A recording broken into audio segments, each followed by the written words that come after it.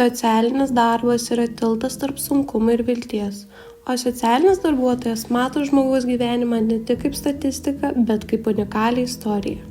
Šis pristatymas kviečia pažvelgti į pasaulį socialinio darbuotojo akimis, suprasti, jausti ir būti šalia kiekvieno, kuris ieško pagalbos.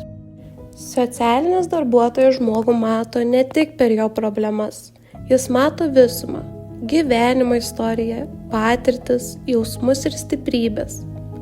Kiekvienas žmogus yra unikalus, jis turi savo poreikius ir gali keistis. Svarbiausia – ne teisti, o suprasti. Nespręsti už žmogų, o padėti jam pačiam rasti sprendimus.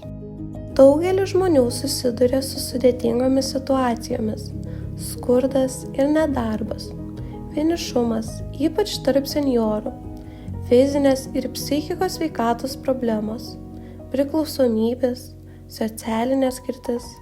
Šie iššūkiai dažnai persipina ir stiprina vienas kitą. Socialinis darbuotojas kasdien susiduria su emociniu krūviu. Jis priima sudėtingus sprendimus, dirba su ribotais resursais. Kartais žmonės net nenori priimti pagalbos.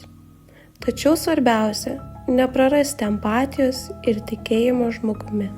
Socialinės problemos egzistuoja visame pasaulyje – skurdas, benamystė, nelygybė, psichikos sveikatos krizė, smurtas šeimoje, migracija.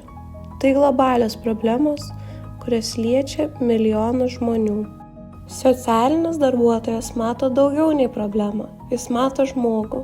Kiekviena pagalba, net ir maža, gali pakeisti gyvenimą.